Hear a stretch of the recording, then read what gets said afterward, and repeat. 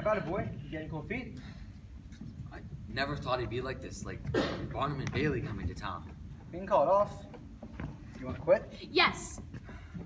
People look at me now as if I was a murderer, worse than a murderer, like that fella from Minnesota who chopped up his wife.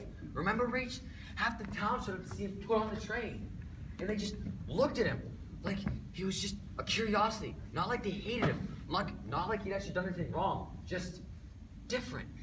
Well, there's nothing very original about murdering your wife. People look at me now as if I have horns growing out of my head. You murder a wife, it isn't nearly as bad as murdering an old wives' tale. You fill one of their fairy tale notions, and they call on the wrath of God, Brady, and the state legislature. You make a joke out of everything. You seem to think it's so funny. Lady, when you lose your ability to laugh, you lose your ability to think straight. Mr. Drummond, I can't laugh. I'm scared. Good, you'd be a damn fool if you weren't. You're supposed to help Bert, but every time you swear, you make it worse for him. I'm sorry if I offend you, but I don't swear just for the hell of it. The way I see it, language is a poor enough means of communication as it is. So, we've got to use all the words we've got. Besides, there are damn few words that we all understand. You don't care anything about Bert. All you want is a chance to make speeches against the Bible. I care a great deal about Bert. I care a great deal about what Bert thinks. Well, I care what the people in this town think of him. You buy back your respectability by making him a coward? I understand where Bert's going to.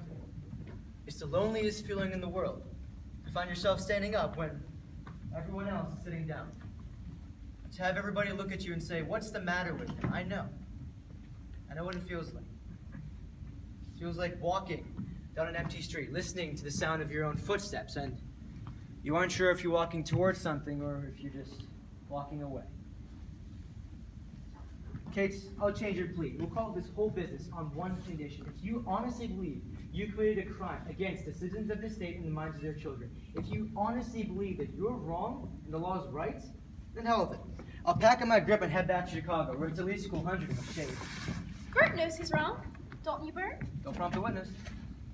What do you think, Mr. Drummond? I'm here. That tells you what I think. Well, what's the verdict, Bert? You want to find yourself guilty before the jury does? No, sir. I'm not going to quit.